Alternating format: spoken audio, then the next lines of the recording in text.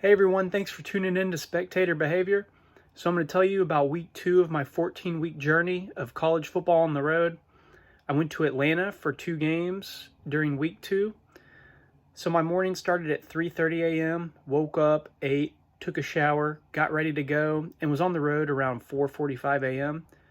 Took a couple stops for gas and to go to the bathroom, and it was a 3.5 hour drive. I lost an hour from Central to Eastern time.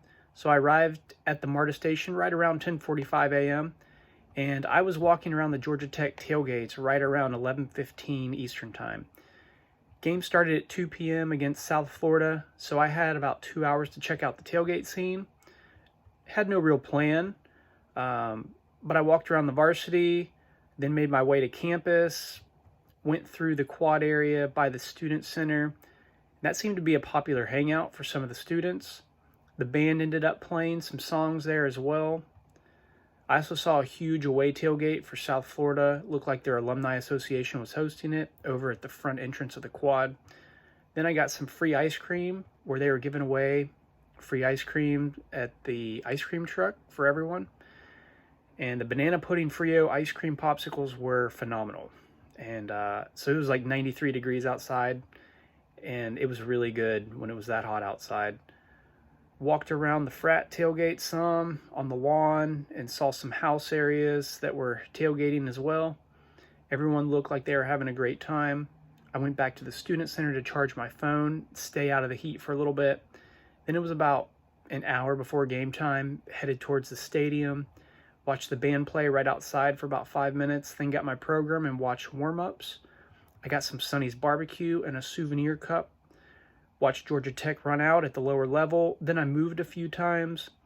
Met up with one of my friends, Merck, who I played baseball with at Gardner Webb.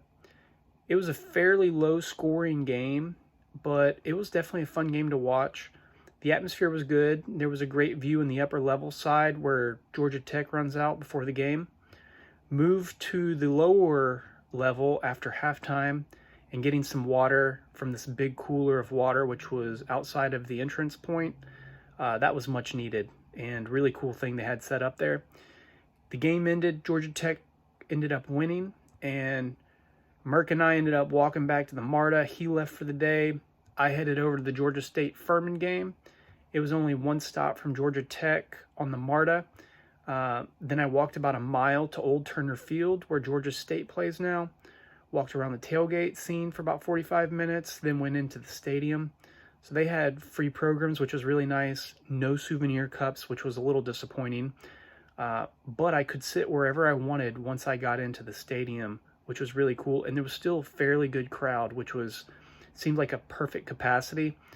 And it was a high-scoring game. Georgia State had just beaten Tennessee there. There was tons of excitement around with the students and fans, and everyone was really nice at the game, especially the students right behind the end zone. I talked to them for a little bit, and so I got some chicken tenders and fries at halftime, then watched the offensive battle continue. Georgia State ended up winning, and right after the game, there was fireworks for about 5 minutes, which it was really cool scene. Walked back to the MARTA, and at that time it was about 11:15.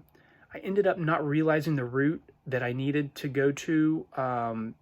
Ended up not being past 10 o'clock, so had a little problem there, so I had to wait another 40 minutes to take the route I needed. So I didn't leave my car until about 12:45. Took a few more breaks than anticipated. Got home around 6:30 a.m. that next morning, so I'd been up for 27 straight hours, but nonetheless, it was a really fun trip, and I'm glad I took it. Thanks again for tuning in to Spectator Behavior.